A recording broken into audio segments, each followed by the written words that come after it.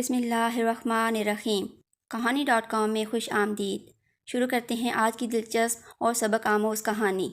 ہماری کلاس میں 2 لڑکے اور تقریباً 10 لڑکیاں تھیں۔ سب کی ہی آپس میں اچھی دعا سلام ہو گئی تھی۔ ہم میں سے کچھ لڑکیاں ایک ہی اسکول سے آئی تھیں، وہ پہلے سے آپس میں دوست تھیں، لیکن میری اور فرحانہ کی کسی سابقہ ہم جماعت نے یہاں داخلہ نہ لیا تھا۔ یہ قدر مشترک ہونے کی وجہ سے ہم دونوں پہلے ہم نشست ہوئیں اور پھر سہیلیاں بن گئیں۔ یہی معاملہ فرحان اور صفدر کا تھا۔ یہ دونوں لڑکے الگ الگ اسکولوں سے آئے تھے، لہٰذا آپس میں دوستی کرنے کے سوا ان کے پاس کوئی چارہ نہ تھا۔ ظاہر ہے کہ انسان تنہا نہیں رہ سکتا، ہر جگہ اسے کسی دوست یا ساتھی کی ضرورت تو ہوتی ہے۔ فرحان بہت سنجیدہ اور شریف سا لڑکا تھا، وہ کم گو بھی تھا، جبکہ صفدر شرارتی اور شوخ تھا۔ وہ لڑکیوں سے بھی گپ شپ کرنے کی کوشش کرتا، جبکہ فرحان کسی کی طرف آنکھ اٹھا کر بھی نہیں دیکھتا تھا۔ مجھے اس کی یہی بات پسند تھی۔ اس کی اچھی عادات کی وجہ سے اساتذہ بھی اسے پسند کرتے تھے اور وہ اسٹاف میں عزت کی نگاہ سے دیکھا جاتا تھا۔ ایک روز وہ فری پیریڈ میں گراؤنڈ میں بیٹھا چائے پی رہا تھا کہ میں نے اس کے قریب جا کر از خود کلام کیا، کیا آپ کے پاس کل کے نوٹس ہیں؟ جواب میں اس نے مجھے اپنی ڈائری دے دی۔ اس روز وہ جب کلاس میں داخل ہوا تو بہت خوش لگ رہا تھا۔ پہلی بار میں نے اسے چہکتے ہوئے دیکھا۔ اگلے روز کالج کی راہداری میں کھڑا تھا۔ میں قریب سے گزری تو بات نہیں کی، لیکن لیکچر سے پہلے جب کلاس میں جانے لگی تو اس نے مجھے پکارا، ندا سنو۔ میں ٹھہر گئی، وہ کچھ جھجکا ہوا سا تھا۔ پھر اس نے کہا، بات کچھ نامناسب ہے لیکن پلیز آپ برا مت مانیے گا۔ جی کہیے، میں برا نہیں مانوں گی۔ کیا آپ کا فون نمبر مل سکتا ہے؟ سوری، میں فون نمبر نہیں دے سکتی۔ اس جواب پر وہ مایوس سا ہو گیا۔ تبھی مجھے ترس آ گیا اور میں نے یہ سوچ کر نمبر دے دیا کہ یہ ایک شریف لڑکا ہے، کسی غلط بات کی اسے توقع نہیں کی جا سکتی تھی۔ گھر جا کر اس کو SMS کیا اور تھوڑی خفگی جتلائی۔ اس نے وضاحت کی کہ وہ کچھ سوالات کے بارے بات کرنا چاہتا تھا، تب ہی نمبر لیا ہے۔ خیر، اس کے بعد وہ گاہے بگاہے فون پر مختصر بات کرتا۔ یوں ہماری اچھی خاصی جان پہچان ہو گئی۔ ابھی ہماری جان پہچان کو 1 ہفتہ ہی ہوا تھا کہ اس نے کالج سے چھٹی لی اور لاہور چلا گیا۔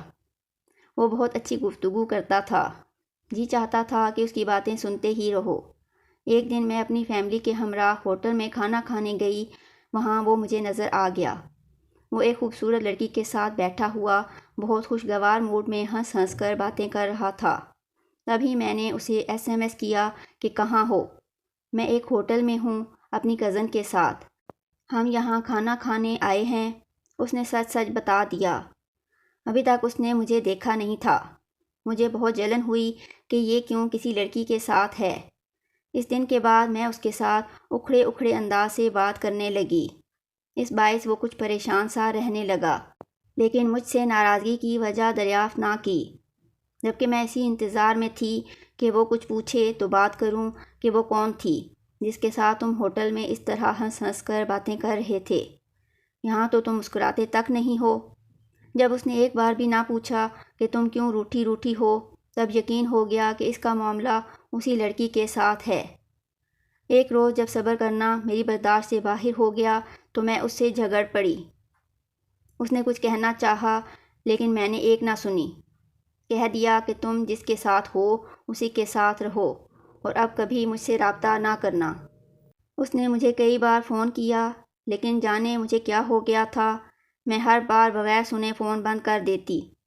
مجھے یہ سوچ سوچ کر غصہ آتا تھا کہ وہ کسی اور کے ساتھ ہے۔ اس طرح دوستی کا ناطہ خود میں نے ہی توڑا۔ اسے بات کرنے کی مہلت ہی نہ دی جو وہ اپنی صفائی میں کچھ کہتا۔ وہ لاہور سے واپس آ گیا تھا مگر پہلے جیسا نہ رہا تھا۔ وہ بہت بدل گیا تھا، سب سے الگ تھلگ، بیزار سا، اکھڑا اکھڑا رہتا، مسکرانا تو کجا، کسی سے بات تک نہ کرتا۔ انہی دنوں ضمنی امتحان میں اس کی اول پوزیشن آ گئی۔ ہماری کلاس کی چند طالبات نے اس سے ٹیوشن لینے کی استدعا کی تو وہ ان کو فارغ وقت میں پڑھانے لگا۔ ان لڑکیوں میں سے ایک کے ساتھ اس کی اچھی خاصی دوستی ہو گئی تو مجھے جلن ہونے لگی۔ جب وہ اس لڑکی ربیہ سے بات کرتا تو مجھ پر قیامت گزر جاتی، کسی پل چین نہ آتا۔ میں نے پھر سے اسے SMS کرنے شروع کر دیے، فون پر بھی رابطہ کیا، لیکن فرحان نے ٹھیک طرح بات نہ کی۔ یقین ہو گیا کہ اس نے کسی اور سے دل لگا رکھا ہے۔ میں بجھی بجھی رہنے لگی، پڑھائی میں بھی دل نہ لگتا تھا۔ وقت بھاری قدموں سے مجھ کو رونتا جاتا تھا، دن کاٹے نہیں کٹتے تھے، پڑھائی سے بھی دل ہٹ گیا۔ ایک روز میری دوست فرحانہ نے بتایا کہ فرحان کی کزن ہماری لیکچرار سے ملنے آئی ہے۔ یہ وہی کزن تھی جس کو میں نے اس کے ساتھ ہوٹل میں بیٹھے دیکھا تھا۔ باتوں باتوں میں میڈم سے پوچھا تو اس نے بتایا کہ یہ ان کی بچپن کی دوست ہے اور فرحان کے بڑے بھائی کی بیوی ہے۔ شوہر عرصے سے قطر میں ہے اور اب یہ بھی وہاں جا رہی ہے، تبھی ملنے آئی تھی۔ یہ 2 بچوں کی ماں اور فرحان کے چچا کی بیٹی ہے۔ اتنی تفصیل جان کر میری آنکھیں کھل گئیں۔ خود پر غصہ آنے لگا کہ بغیر سوچے سمجھے کیوں دوستی کا رشتہ ختم کر دیا۔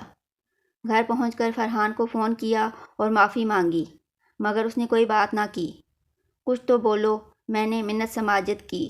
تب وہ گویا ہوا، مجھے افسوس ہے، میں تم کو ایسے ذہن کی لڑکی نہیں سمجھتا تھا، تبھی پسند کیا اور تم سے شادی کرنا چاہتا تھا، مگر تمہاری شکی طبیعت نے ہماری دوستی کے خوبصورت رشتے کو توڑ دیا۔ میں نے کئی بار تمہیں منانے کی کوشش کی، یہ بتانا چاہا کہ وہ میری بھابھی ہیں جن کے بارے تم غلط سوچ رہی ہو، لیکن تم نے میری کوئی بات بھی سننا گوارا نہ کی۔ تب میں نے فیصلہ کر لیا کہ کسی شکی مزاج لڑکی کے ساتھ زندگی گزارنا میرے لیے بہت تکلیف دہ ہوگا اور تمہارے لیے بھی، تو ہمیں اپنی اپنی زندگیاں اور خوشیاں داؤ پر نہیں لگانا چاہیے۔ یہ کہہ کر اس نے فون رکھ دیا۔ اس کے بعد وہ کالج نہیں آیا۔ اس کی تلاش میں نے سر دھن لیا مگر بے سود۔ اس کا نمبر بھی بند ملتا تھا، رابطہ کرنا چاہا نہ کر سکی۔ آخر کب تک، جبکہ میری پکار اس تک پہنچ ہی نہ سکتی تھی۔ دعائیں کرتی کاش ایک بار وہ مجھے فون کر لے تو اس سے معافی مانگ لوں، کہوں کہ فرحان خدا کے لیے مجھے معاف کر دو، میں تم جیسے انسان کو کھونا نہیں چاہتی، لیکن میں نے اسے کھو دیا تھا کیونکہ میں نے دیور بھابھی جیسے مقدس رشتے پر شک کیا تھا۔ اس کی یہ سزا ملی کہ مجھے اپنی محبت سے دائمی جدائی مل گئی۔ میں کافی عرصہ پریشان رہی، امتحان بھی نہ دے سکی۔ فرحان کو بھلانا چاہا مگر نہیں بھلا سکی۔ ایک پھانس تھی جو دل میں کھپ گئی تھی، جو پھر نہ نکل سکی۔ اس کے بعد زندگی کے جتنے بھی دن گزارے ایک مردے کی مانند گزارے۔ وقت کسی کے لیے ٹھہرتا نہیں، کسی کا انتظار نہیں کرتا، بس تیزی سے گزرتا چلا جاتا ہے، ہمیں اس کے گزرنے کا احساس تک نہیں ہوتا۔ کئی رشتے آئے لیکن میں شادی سے انکار کرتی چلی گئی۔ بالآخر امی ابو اس قدر خفا ہوئے کہ ان کی خاطر سر تسلیم خم کرنا ہی پڑا۔ میرے نصیب میں جو شخص جیون ساتھی کے طور پر لکھا گیا تھا اس کے ساتھ شادی ہو گئی اور نئی زندگی کی شروعات ہو گئیں۔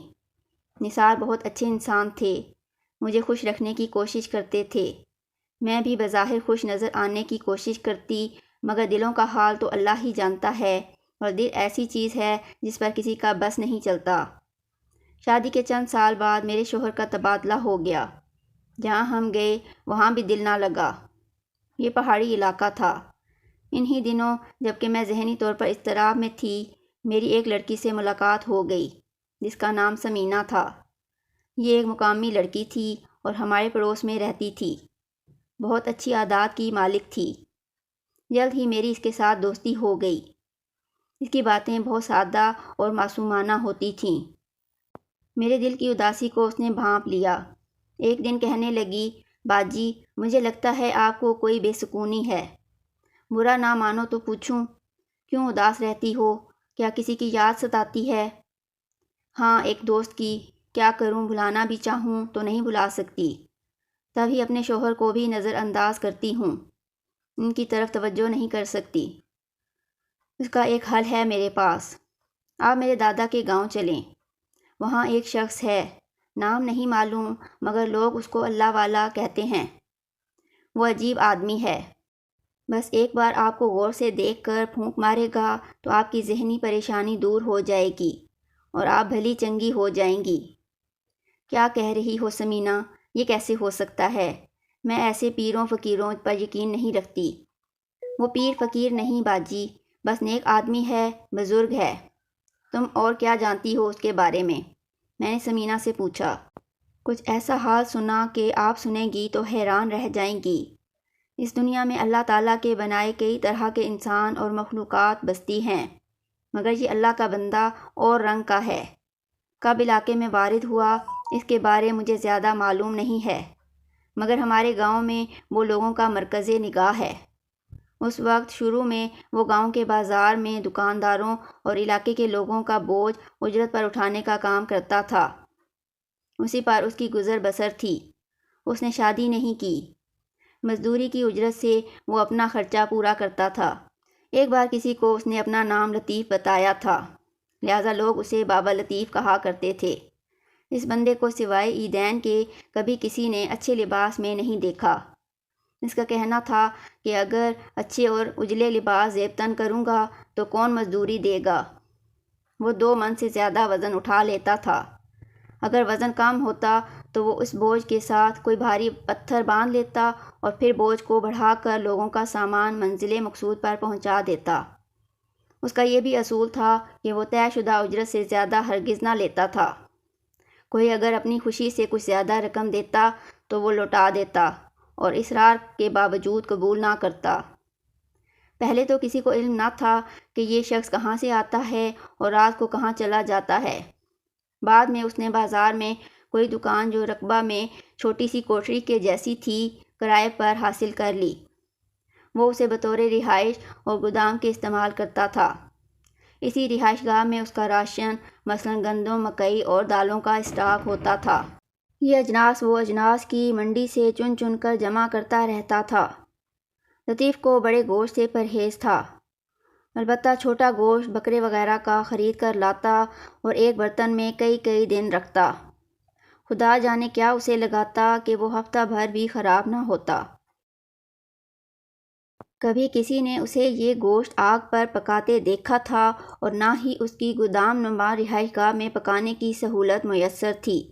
زیادہ تر وہ خالص دودھ اور دہی کا استعمال کرتا تھا جو کئی دن پڑے رہنے کے باوجود خراب نہ ہوتے۔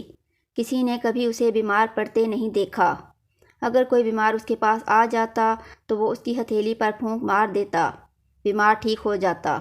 اس کی وجہ سے اس کی کرامت کی دھوم اب دور دور تک پھیل گئی ہے۔ لوگ اکثر جا کر اس کے پاس اپنی تکلیف بیان کرتے ہیں اور وہ اسے پھونک مار کر ان کو مطمئن کر دیتا ہے اور وہ جلد ٹھیک بھی ہو جاتے ہیں۔ ثمینہ ایک معقول لڑکی تھی، لیکن جب اس نے یہ کہانی سنائی تو مجھے لگا کہ وہ کوئی افسانہ گھڑ کر سنا رہی ہے۔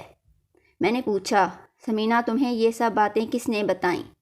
وہ بولی، میرے تایا اور چچا نے۔ یوں بھی جب کوئی رشتہ دار ہمارے آبائی گاؤں سے آتا ہے، لطیف بابا کے بارے ایسی ہی باتیں کرتا ہے۔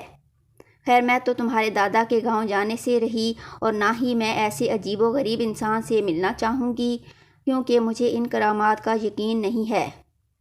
چند ہفتے گزرے، ثمینہ میرے پاس آئی اور کہنے لگی، افسوس باجی، آپ ہمارے ساتھ گاؤں نہیں گئیں۔ بابا اللہ والا اس جہان سے گزر گیا ہے، ورنہ آپ کی ہتھیلی پر پھونک مار کر آپ کی پریشانی دور کر دیتا۔ میں نے کہا کہ اس عجیب انسان سے دنیا خالی ہو گئی ہے، لیکن واقعہ کیا ہوا بتاؤ؟ باجی یقین کریں، کبھی کسی نے اس کو بخار میں یا بیمار ہوتے نہیں دیکھا تھا، سوائے آخری دن کے جب وہ مرض الموت میں گرفتار ہوا۔ موت کے بارے اس کا کہنا تھا کہ وہ مقامی ندی میں نہانے نہیں جائے گا ورنہ پانی میں ڈوب جائے گا۔ کبھی کسی درخت پر نہیں چڑھے گا کہ جہاں سے گر کر مرنے کا اندیشہ ہے، اور نہ کسی پہاڑی کی چوٹی پر چڑھے گا کہ جہاں سے گر کر مرنے کا احتمال ہو۔ دیکھیے، اتنا طاقتور اور صحت مند انسان جو اس قدر احتیاط سے کام لیتا تھا، آخرکار موت سے ہار گیا۔ تب ہی میں نے کہا، سچ ہے، موت ایک طاقتور حقیقت ہے۔ جب یہ کسی زندہ پر غالب آنا چاہتی ہے تو اللہ کے حکم سے غالب آ جاتی ہے۔ کیا تم نے کبھی اس آدمی کو دیکھا تھا؟ میں نے تو نہیں، مگر میرے ماں باپ اور چچا نے دیکھا تھا، بھائی بھی ملے تھے۔ وہ کافی اونچا، لمبا چوڑا اور بھاری بھرکم تھا۔ چچا نے بتایا تھا کہ اللہ والا بابا اپنی جمع پونجی تاجروں کے پاس بطور امانت رکھوا دیتا تھا۔ جبکہ کچھ لوگوں کا خیال ہے کہ وہ اپنی جمع شدہ رقم کسی جگہ زمین میں دبا دیتا تھا۔ وہ بتاتا تھا کہ پاکستان وجود میں آنے کے بعد جب ہندو تاجروں کو گاؤں چھوڑنا پڑا تو انہوں نے لطیف بابا کو اس کی رقم لوٹانے کی پیشکش کی تھی، جو اس نے یہ کہہ کر ٹھکرا دی کہ مصیبت کی اس گھڑی میں وہ ان سے یہ رقم ہرگز نہ لے گا، البتہ جب وہ دوبارہ وطن واپس آئیں گے اور اس کی رقم لوٹانا چاہیں گے تب وہ لے گا، مگر اس کی نوبت نہ آ سکی کہ وہ پھر لوٹ کر اپنے آبائی گاؤں میں نہیں آئے۔ تاہم بابا کو یقین تھا کہ وہ کبھی نہ کبھی تو آئیں گے۔ وفات کے وقت اس بزرگ کی عمر 70 برس سے اوپر تھی۔ گاؤں کے لوگ چاہتے تھے کہ بابا کی تجہیز و تدفین میں اس کے عزیز و اقارب کی شمولیت ہو، لہٰذا وہ اس کو گاڑی میں ڈال کر اس کے علاقے کی طرف ایک تابوت میں رکھ کر لے گئے۔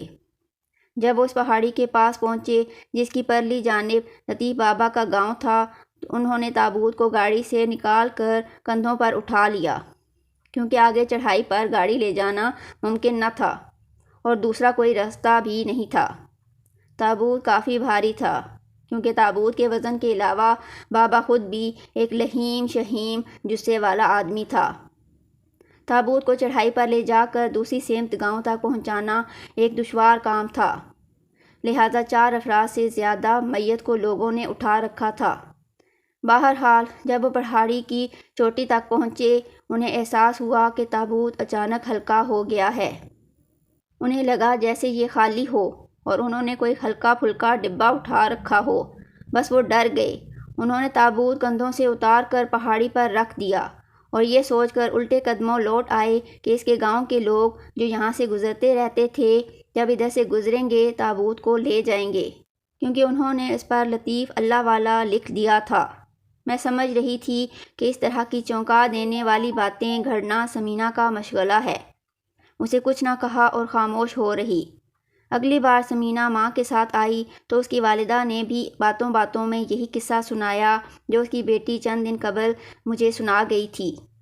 تب ہی میں نے پوچھا کہ وہ تھا کون اور کہاں سے آیا تھا۔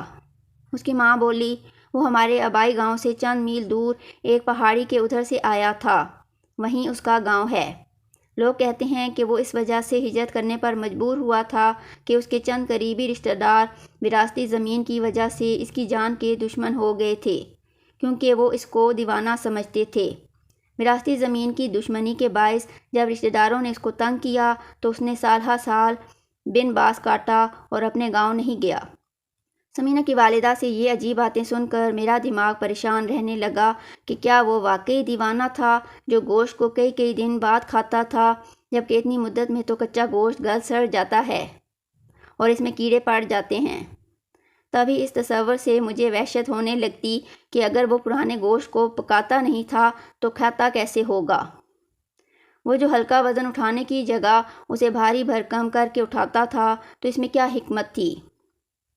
ایسے خیالات مسلسل میرے ذہن کو پراگندہ رکھتے تو میرے ذہن سے خود بخود فرحان کا خیال محو رہنے لگا۔ ایک دن میں اپنے شوہر کے ساتھ بازار گئی، وہاں سڑک کنارے ایک جانب ایک بوڑھا آدمی دکھائی دیا جو بھاری پتھر ڈھو کر ایک جانب رکھ رہا تھا، جیسے کوئی دیوار بنا رہا ہو۔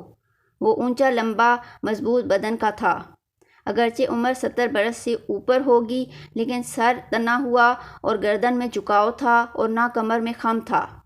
حیرت کی بات کہ اس کے بال بھی سفید نہ تھے بلکہ گرے یعنی سرمئی تھے۔ میرے خاوند گاڑی سٹارٹ کرنے میں محو تھے، سو میں نے پاس جا کر اسے تجسس بھری نگاہوں سے دیکھا۔ تبھی اس نے اپنی ہتھیلی پھیلا کر اشارہ کیا جیسے کہتا ہو کہ اپنی ہتھیلی پھیلاؤ۔ میں نے اپنا ہاتھ اس درویش کی طرف بڑھا کر ہتھیلی پھیلا دی اور اس نے اس پر پھونک مار دی۔ اس کے بعد وہ فوراً مڑا اور گھاٹی کی طرف چلا گیا اور اترائی میں گم ہو گیا۔ زندگی میں پہلی بار میرے ساتھ یہ عجیب و غریب واقعہ ہوا تھا۔ میں فوراً اپنی گاڑی کی طرف پلٹی۔ نثار اسے سٹارٹ کرنے کے بعد اس میں بیٹھ چکے تھے اور ہارن دے رہے تھے۔ میں تمام رستہ خاموش رہی کیونکہ پسینہ پسینہ ہو رہی تھی، جبکہ پہاڑی علاقے میں جب سردیوں کی آمد ہو تو بھی موسم میں کافی ٹھنڈک ہوتی ہے۔ گھر آئی بہت پریشان تھی، جیسے کوئی غیر معمولی بات ہو گئی ہو۔ مجھے سمینہ کی باتیں یاد آئیں۔ سوچا شاید اسی کی باتوں کا اثر ہے یا میرا واہمہ۔ بہرحال میں نے اس واقعہ کا تذکرہ نثار سے نہیں کیا۔ وہ بھی کہتے کہ تمہارا واہمہ ہے۔ اگلے دن سمینہ کو بلا بھیجا۔ وہ ماں کے ساتھ آ گئی۔ میں نے یہ واقعہ ان کو بتایا۔ وہ پوچھنے لگی وہ آدمی کیسا تھا؟ اونچا، لمبا، لہیم شہیم اور بھاری جثے والا۔ وہ کہنے لگی یہ تو لطیف بابا جیسا ہے، لیکن وہ تو مر چکا ہے، پھر وہ کیسے زندہ دکھائی دیا؟ اور یہ ہتھیلی پر پھونک مارنے والی بات؟ پتہ نہیں، میں نے گم سم ہوتے ہوئے جواب دیا۔ تب ہی اس کی بیٹی بولی اماں تو پھر یہ اللہ والے بابا کی روح ہوگی۔ مجھے غصہ آ گیا اور میں نے اسے ڈانٹا کہ چپ رہو، پہلے ہی تم نے عجیب و غریب کہانیاں سنا کر مجھے کافی پریشان کیا ہے۔ اس واقعہ کے بعد میں بالکل ہی فرحان کی یاد سے غافل ہو گئی، یہاں تک کہ میرے دل نے اسے بالکل ہی فراموش کر دیا۔ میرے شوہر نے ایک دن مجھ سے پوچھا کہ تم چپ چپ رہنے لگی ہو، تمہیں کوئی پریشانی تو نہیں؟ تب میں نے سمینہ والی باتیں اور بابا والا واقعہ جو میرے ساتھ سڑک کنارے پیش آیا تھا ان کو بتا دیا۔ انہوں نے مجھے بہت پیار کیا، تسلی دی اور اس طرح گلے لگا لیا جیسے کسی ڈرے ہوئے بچے کو تحفظ کا احساس دلایا جاتا ہے۔ اس روز مجھے اپنی پریشانی اپنے جیون ساتھی سے کہہ کر اتنا سکون ملا کہ میں دلی طور پر اپنے شوہر کی ہو کر رہ گئی اور ان سے حقیقتاً پیار کرنے لگی۔ وہ تو پہلے ہی مجھے اپنا سب کچھ سمجھتے تھے، میں ہی ان کو اپنا نہیں رہی تھی اور خیالوں میں فرحان کے ساتھ رہا کرتی تھی۔ خدا کا شکر کہ حقیقت کی دنیا میں آ گئی اور حقیقی زندگی جینے لگی اور خیالی پریشانی سے نجات مل گئی۔ ایک پریشانی سے نجات تو مل گئی، مگر ایک اور پریشانی آج بھی لاحق ہے کہ اگر لطیف بابا کوئی تھا اور وہ مر بھی گیا تھا تو اس جیسا بوڑھا آدمی مجھے کیوں نظر آیا؟ کیا وہ لطیف بابا ہی تھا یا اس کی روح تھی یا اس جیسا کوئی اور تھا؟ یہ ایسا سوال ہے کہ جب تک جیوں گی یہ سوال مجھے پریشان کرتا رہے گا، کیونکہ اس سوال کا جواب کسی کے پاس نہیں ہے۔ یہ تھی آج کی کہانی۔ اگر ویڈیو پسند آئے تو اسے لائک اور شیئر کریں، چینل کو سبسکرائب کریں اور بیل نوٹیفیکیشن آن کر دیں تاکہ ہماری آنے والی ہر کہانی آپ کو بروقت مل سکے۔ کمنٹس میں اپنی قیمتی آراء سے ضرور آگاہ کریں۔ اپنا اور اپنے چاہنے والوں کا بہت زیادہ خیال رکھیں۔ اللہ حافظ۔